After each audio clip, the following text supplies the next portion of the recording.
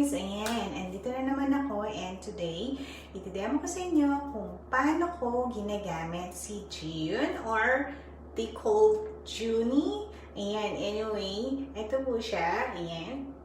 Ayan, sa mga hindi pa nakakakilala sa kanya, sobrang ganda po nito. Ito po yung parang Cetaphil type at total body and face cleanser po siya. Ayan. So, i-demo ko sa inyo kung paano ko ito ginagamit during winter season. Okay? Ayan. Wash po natin yung face natin.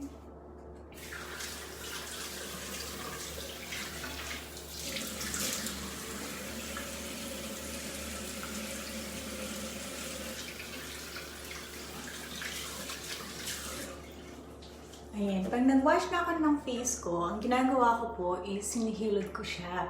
Remember, kung meron po tayong parang mga peeling, okay, libagin niyo po siya. Yan. Yan siya. Usually dito banda. Yan.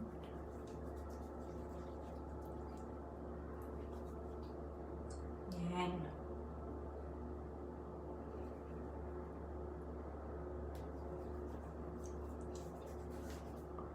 Yan. Tapos po, ang ginagawa ko, ang ating facial brush, hindi po natin kailangan ibabad na matagal. So, 2 cup, 1, 2. Yan po siya. Oh, may mula.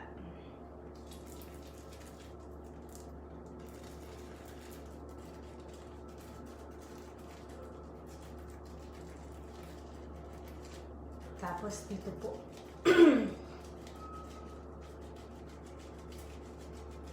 Yan. Pag may pimples po tayo dyan, pwede natin siyang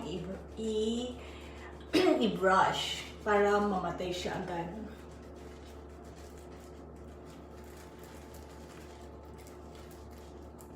Yan. Hugasan natin yung ating facial brush. Linisin mabuti.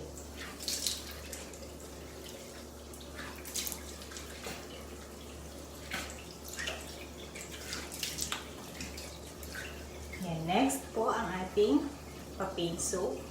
Yan po siya.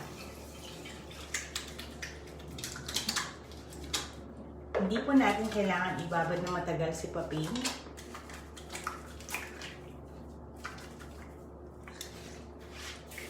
Panlaw na po.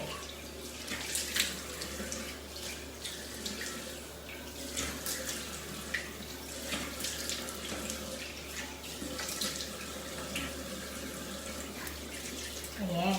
So, natapos na natin si brush, diba? Natapos natin si brush. And, ito po yung last natin. Ayan.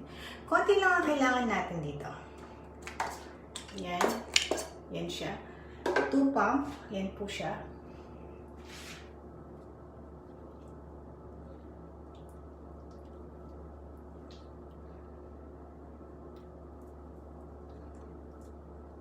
Ayan. At pagkatapos nito, banlawan na po natin.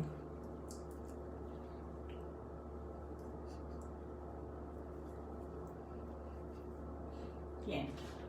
Yan siya. Wala po siyang bula. At pagkatapos nito, napaka-moisturize ng skin and banlaw.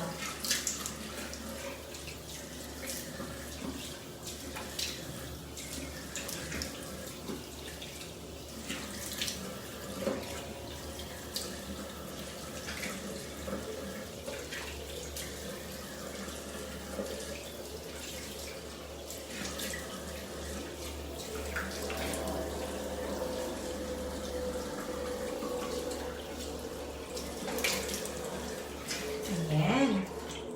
Ayan na po. Tapos na ang ating